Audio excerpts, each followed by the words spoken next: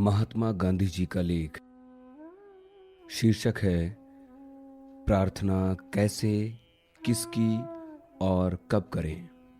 नवजीवन के एक पाठक पूछते हैं, आप हमसे अक्सर ईश्वर की आराधना करने को, प्रार्थना करने को कहते हैं, परंतु यह कभी नहीं बताते कि प्रार्थना कैसे करें और किसकी करें।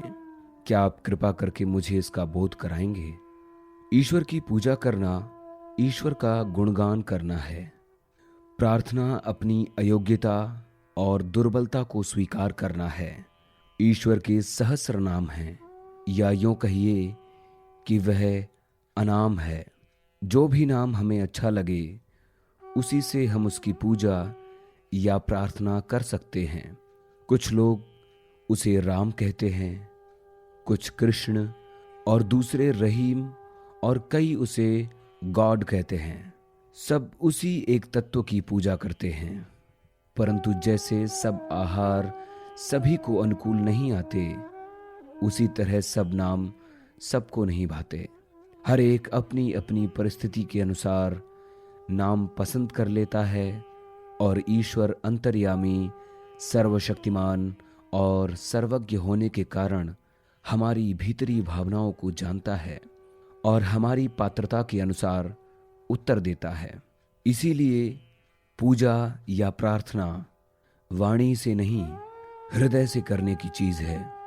और यही कारण है कि उसे गूंगा और तुतलाने वाला, अज्ञानी और मूर्ख सब समान रूप से कर सकते हैं।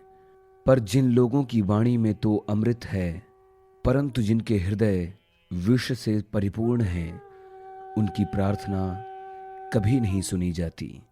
इसीलिए जो ईश्वर की प्रार्थना करना चाहे उसे अपना हृदय स्वच्छ कर लेना चाहिए। राम हनुमान की सिर्फ वाणी पर ही नहीं, उनके हृदय में भी विराजमान थे। उन्होंने हनुमान को अपार बल दिया।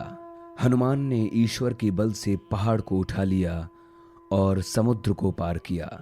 श्रद्धा ही हमें तूफानी समुद्रों के पार ले जाती है। श्रद्धा ही पहाड़ों को हिलाती है और श्रद्धा ही समुद्र को लांघ जाती है।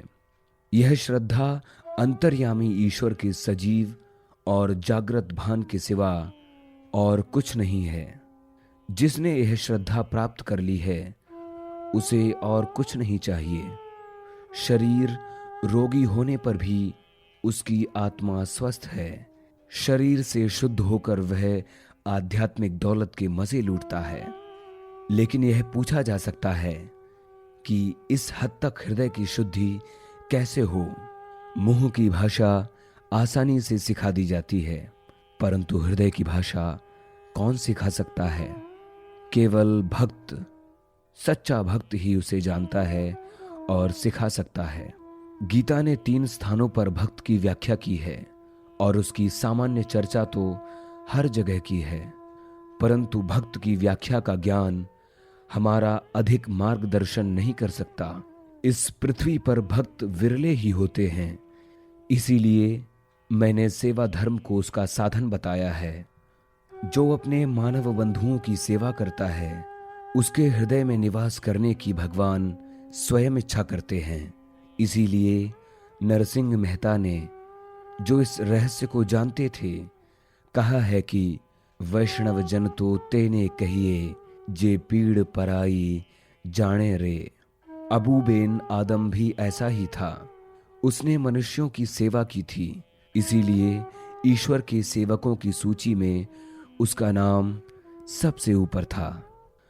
परंतु दुखी और पीड़ित कौन है? दलित और दरिद्र लोग। इसीलिए जिसे भक्त बनना हो उसे शरीर, आत्मा और मन से इनकी सेवा करनी चाहिए। जो दलित वर्गों को अछूता मानता है, वह शरीर द्वारा उनकी सेवा कैसे कर सकता है?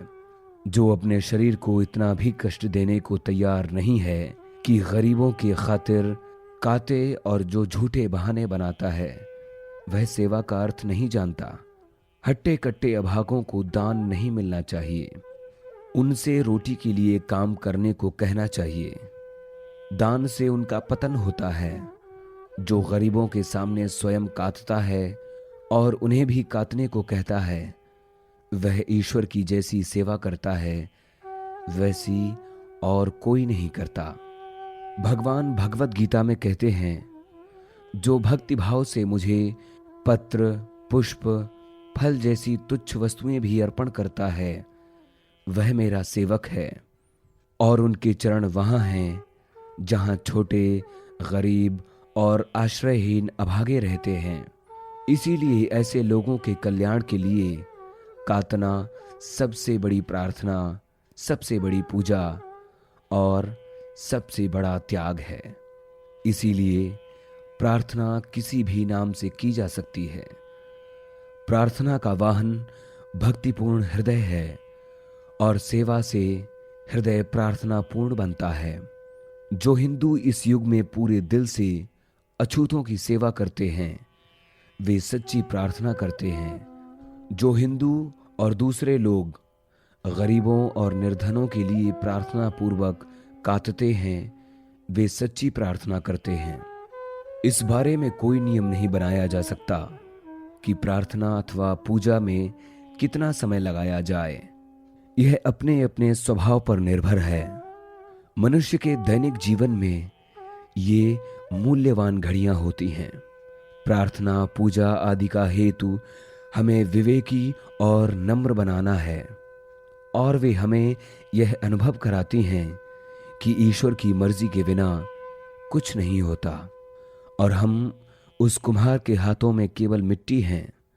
इन घड़ियों में मनुष्य अपनी पिछली बातों पर विचार करता है, अपनी दुर्बलताओं को स्वीकार करता है, क्षमा याचना करता है और अधिक अच्छा बनने और करने के लिए बल मांगता है। किसी के लिए 1 मिनट काफी हो सकता है, औरों के लिए 24 घंटे भी थोड़े हो सकते हैं। जिनके हृदय में ईश्वर हर समय बसा हुआ है उनके लिए श्रम ही प्रार्थना है। उनका जीवन सतत पूजा या प्रार्थना ही है। जो लोग पाप के लिए ही जीते हैं, भोग के लिए और अपने लिए ही जीते हैं, उनके लिए बहुत समय भी थोड़ा है। अगर उनमें धीरज, श्रद्धा और शुद्ध होने का संकल्प हो तो वे उस समय तक प्रार्थना करते रहेंगे जब तक वे अपने भीतर ईश्वर के निश्चित और पावन प्रभाव को महसूस न करने लगें। हम साधारण मनुष्यों के लिए इन 2 उग्र मार्गों के बीच का मध्य मार्ग उचित है। हम यह कह सकने के लिए जितने उन्नत नहीं हैं कि हमारे सारे कार्य समर्पण के कार्य हैं और न हम इतने गिर गए हैं कि केवल अपने लिए ही जीते हैं।